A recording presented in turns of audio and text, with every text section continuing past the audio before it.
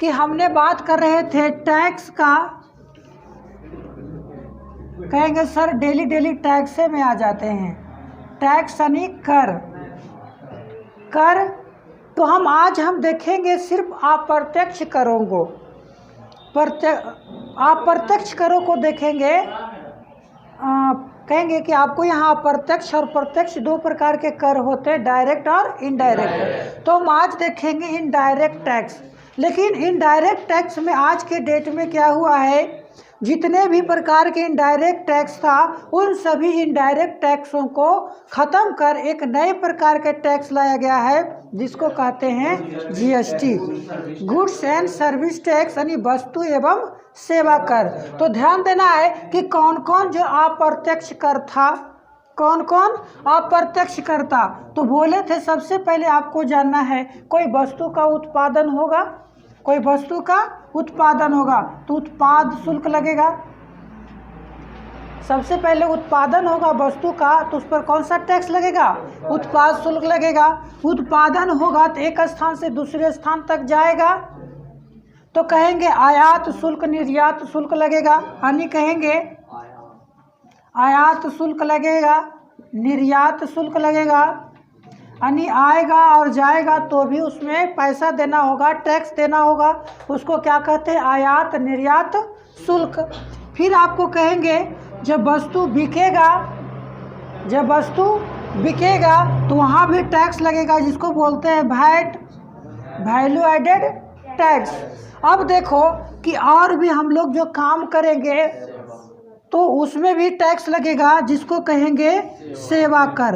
अब देखो इतना प्रकार के अप्रत्यक्ष कर है, इतना प्रकार के अप्रत्यक्ष कर है। तो इन सभी अप्रत्यक्ष करों को हटाकर, इन सभी अप्रत्यक्ष करों को हटाकर एक नए प्रकार का टैक्स लाया गया जिसको बोला गया जीएसटी। और इसी को, इस टैक्स में वस्तु एवं सेवा कर, इसको क्या कहा गया, वस्तु एवं सेवा कर। क्या ये फारसी था? ये भी तो वस्तु था और वस्तु पर टैक्स लग रहा था सेवा पर। लेकिन जीएसटी लाने के पीछे क्या रीजन था, इसको थोड़ा समझते हैं। अब हम जानते हैं जीएसटी के बारे में और दो चीज़ जीएसटी में जानेंगे, जीएसटी क्या है जानेंगे और जीएसटी परिषद जानेंगे। आपको जीएसटी क्या कहेंगे जी, वस्तु एवं सेवा कर, वस्तु एवं सेवा कर, सर्विस टैक्स। ये नए प्रकार की व्यवस्था किसको हटाकर लाई गई, तो कहेंगे आप सभी प्रकार के अप्रत्यक्ष कर को हटाकर, सभी प्रकार के अप्रत्यक्ष कर को हटाकर उसके स्थान पर एक नए प्रकार का टैक्स व्यवस्था लाई गई जिसको कहा गया जीएसटी। और इसका शुरुआत जो हुआ था पहली बार एक फ्रांस में, फ्रांस में जीएसटी पहली बार 1954 ईस्वी में लाया गया था। पॉइंट बाय पॉइंट देखते जाना है कि पहली बार विश्व में जीएसटी कौन लाया था, फ्रांस ने लाया था 1954 ईस्वी में। लेकिन भारत इसे अपनाया था 1 जुलाई 2017 को, 2017 को। लेकिन ये जो जीएसटी लागू किया गया था, ये जो जीएसटी लागू किया गया था भारत में, ये कनाडा से संबंधित था। कहेंगे कि कनाडा में जिस प्रकार की जीएसटी लागू होता है उसी प्रकार से, उसी के तर्ज पर जो है कि भारत में जीएसटी लागू किया गया, जीएसटी लागू किया गया। यानी पहले जानना है कि विश्व में पहली बार किसने अपनाया, फ्रांस ने 1954 ईस्वी में, और भारत ने इसे 1 जुलाई 2017 को अपनाया था। और यह जो कहाँ से लिया था, तो कनाडा के संविधान, कनाडा में जिस प्रकार की जीएसटी लगती है उसी प्रकार से भारत में जीएसटी लगती है।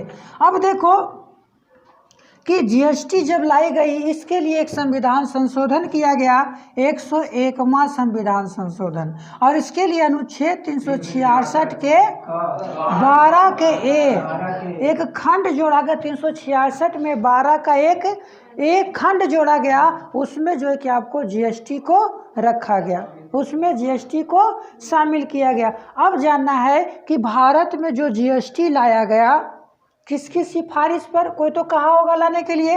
तो एक व्यक्ति का नाम आता है विजय केलकर समिति। विजय केलकर समिति। तो विजय केलकर समिति के सिफारिश पर, विजय केलकर समिति के सिफारिश पर भारत में जीएसटी लागू किया गया या लाया गया था। अब देखो कि ये जो आपको जीएसटी लाने के लिए कि 2016 में कहेंगे 101वां संविधान संशोधन विधेयक लाया गया था।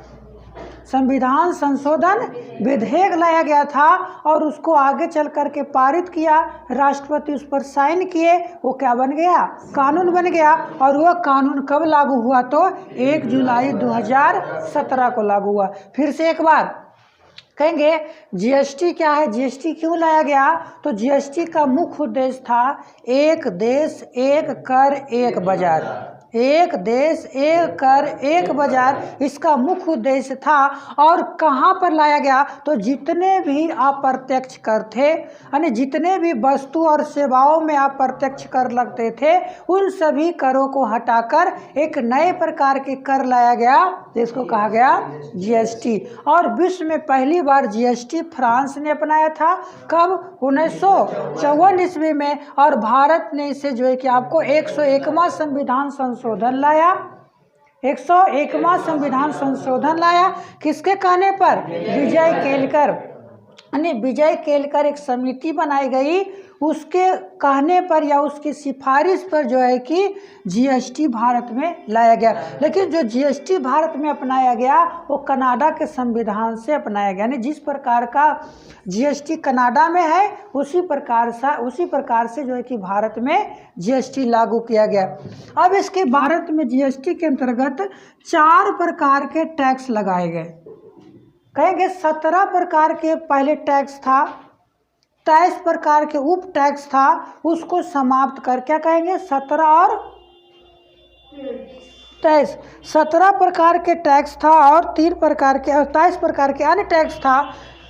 17 गो अप्रत्यक्ष कर और 23 गो उप टैक्स को हटाकर उसके स्थान पर 4 प्रकार के टैक्स लाया गया। कौन कौन? 5%, 12%, 18% और 28%। ये 4 प्रकार के टैक्स लाया गया कि जितने भी भारत में वस्तु और सेवाएं हैं उसमें 4 प्रकार का ही टैक्स लगेगा। उसमें 4 प्रकार का ही टैक्स लगेगा। उसको कहेंगे जीएसटी। कितना लगेगा? 5%, 12%, 18% और 28%। लेकिन इसमें कुछ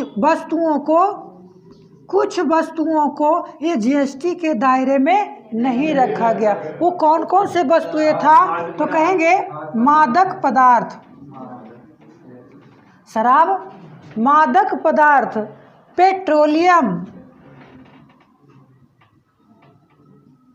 पेट्रोलियम, शिक्षा और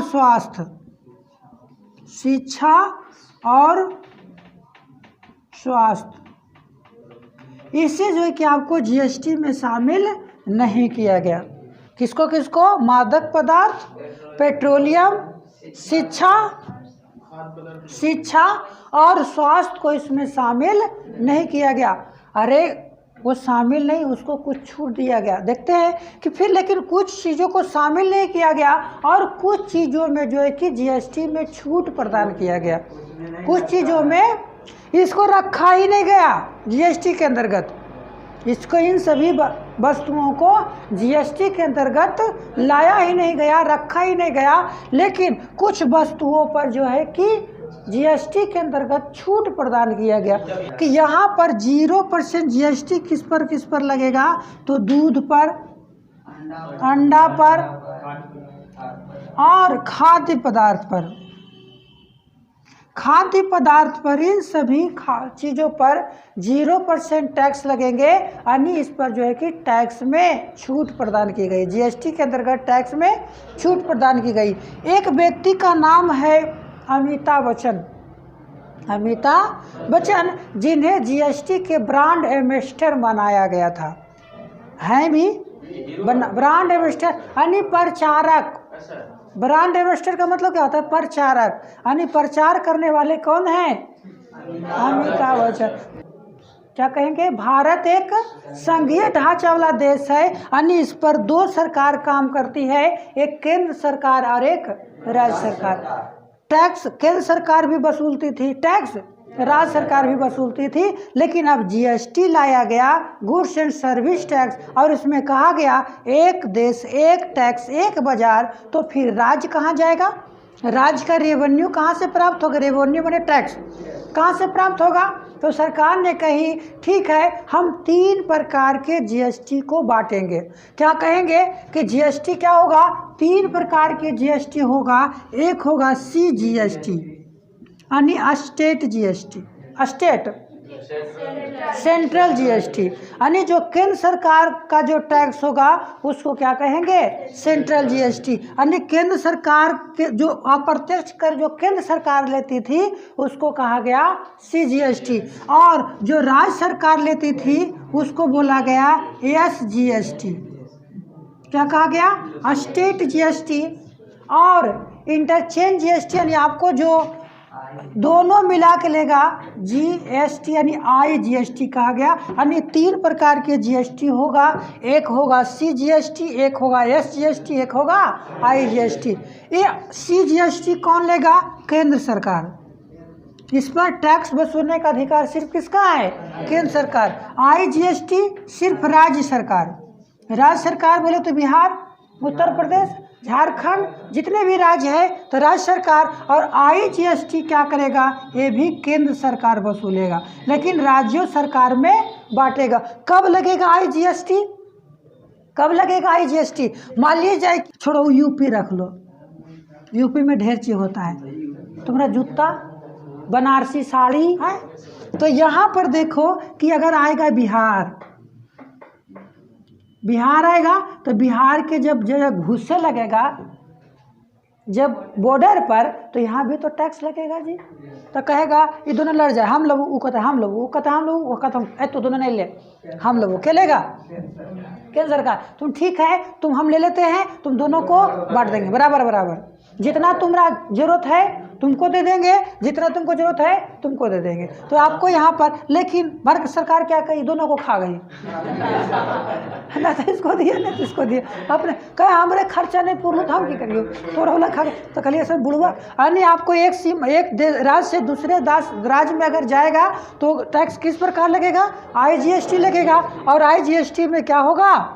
अगर यहाँ ये पूरा यूपी है, एकरे में अंदर में बिके, एकरे अंदर में बाहर नहीं जाए तो कौन सा जीएसटी लगेगा? एसजीएसटी लगेगा। तो लेकिन पहली बार कौन से क्वेश्चन आता है कि पहली बार कौन से राज्य ने जीएसटी लागू किया था? तो सबसे पहले जो है कि असम राज्य ने पहली बार जीएसटी लागू किया था। असम राज्य ने पहली बार जीएसटी लागू किया था, और ये था 12 अगस्त 2016 को। कब लागू किया था?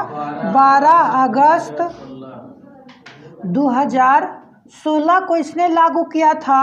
और सबसे अंतिम में जम्मू कश्मीर ने लागू किया था, ये था 5 जुलाई 2017 को। 2017 को 5 जुलाई 2017 को सबसे अंतिम रूप से अंतिम बार जो है कि जीएसटी किसने लागू किया? जम्मू कश्मीर ने लागू किया। चलिए, ये सारी तो समझ में आ गया कि जीएसटी क्या है, जीएसटी से संबंधित कौन कौन से क्वेश्चन पूछे जाते हैं, आपको समझ में आ गया होगा। अब हम जानते हैं कि इस जीएसटी को कंट्रोल करने के लिए, इस जीएसटी को कंट्रोल करने के लिए एक और संस्था की गठन किया गया, जिसे बोला गया जीएसटी परिषद।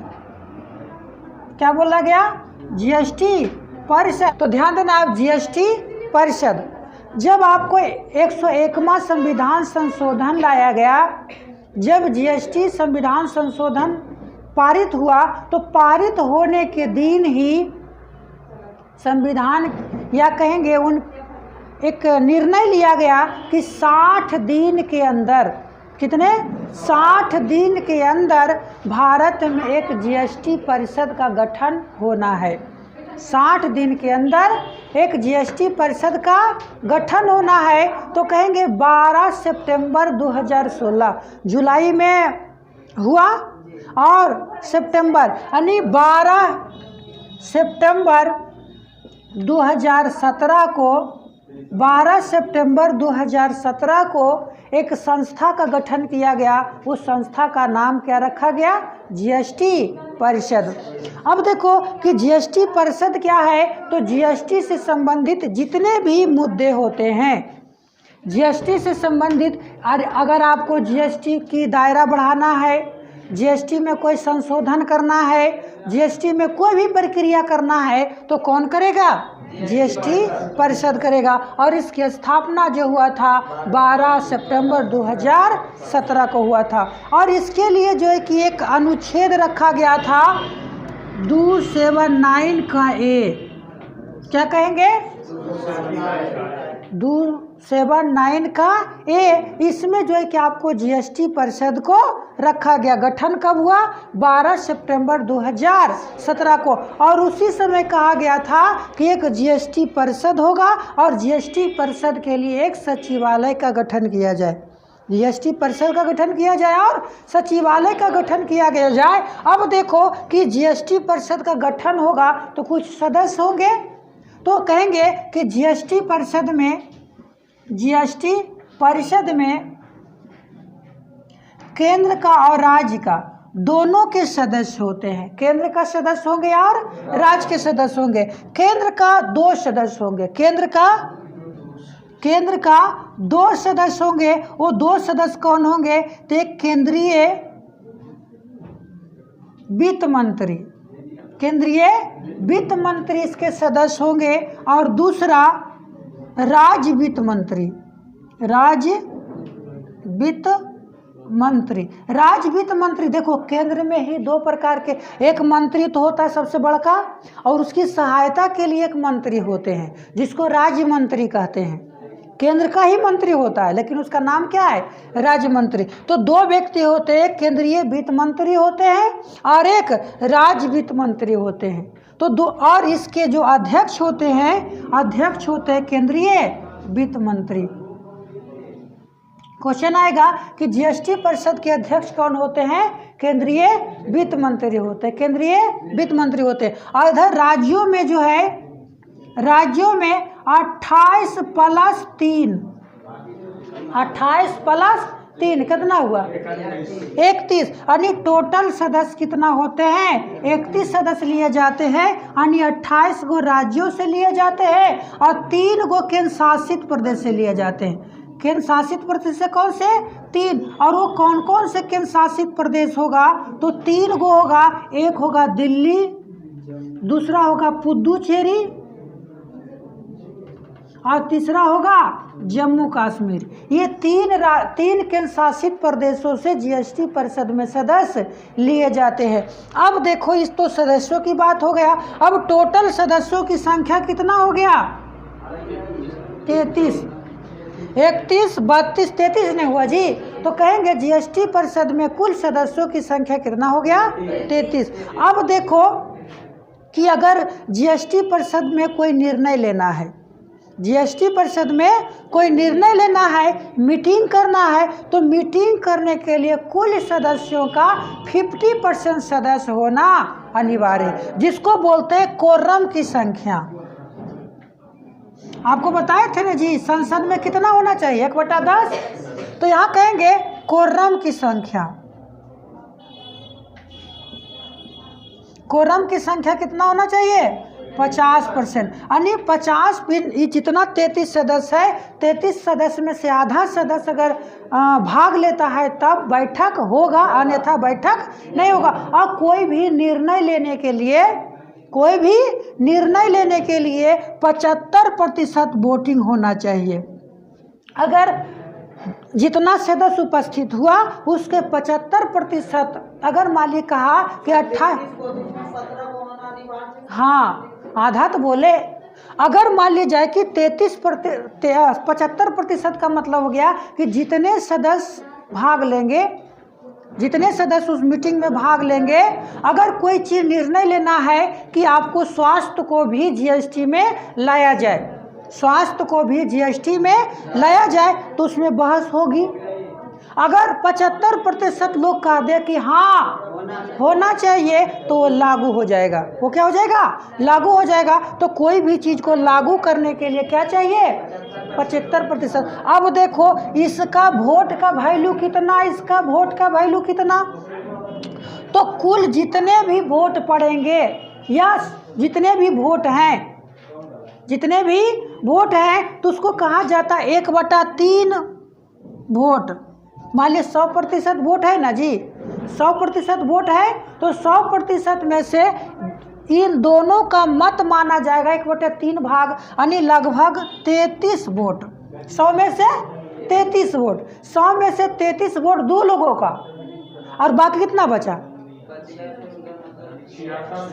66 बचा, 67, यानी लगभग 66 दशमलव समथिंग, यहाँ 33 दशमलव समथिंग और यहाँ 66 दशमलव समथिंग। यानी कहेंगे कि 33, इसको 1/3, इसको 2/3, यानी कहेंगे कि राज्यों यानी केंद्र का कितना वोट पड़ता है?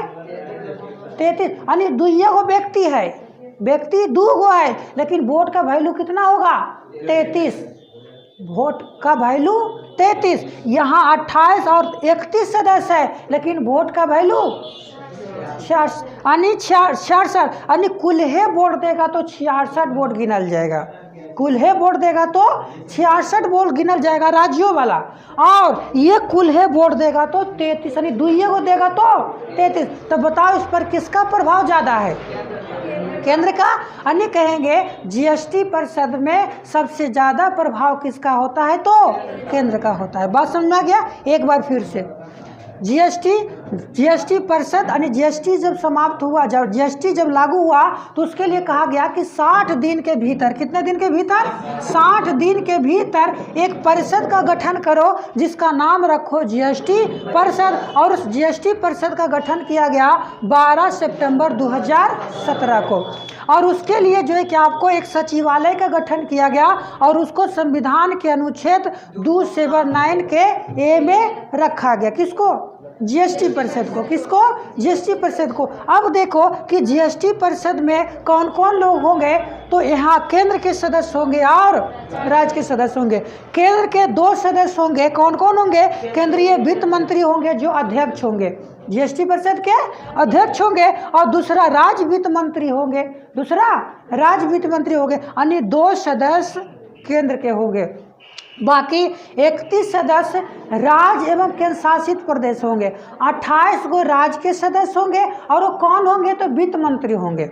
कौन होंगे? तो वित्त मंत्री, यानी राज्यों के वित्त मंत्री। कौन होंगे? राज्यों के वित्त मंत्री, और केंद्र शासित प्रदेशों के चुने हुए सदस्य, जो केंद्र शासित प्रदेश भेजे अपनी ओर से, उन सदस्य 3 सदस्य जो है कि आपके इसमें शामिल होते हैं। यानी राज्यों से और केंद्र शासित प्रदेश से कुल संख्या कितना? 31, और दोनों मिला के जीएसटी परिषद में कितना? 33, यानी जीएसटी परिषद में कुल सदस्यों की संख्या कितना हो गई? 33 सदस्य हो गया। अब देखो अगर वोट की बारी आती है, पहले मीटिंग की बारी आती है, तो कोरम की संख्या कितना? 50%। 50% अगर उपस्थित है तो मीटिंग होगा, नहीं है तो नहीं होगा। और अगर कोई निर्णय पर पहुंचना है तो 75% मत से, 75% मत से उस निर्णय पर पहुंचा जाता है। 100% में, यानी अरे कोई भी परसेंटेज 100 माना जाता है, कहाँ मैथ पढ़ा है? तो 75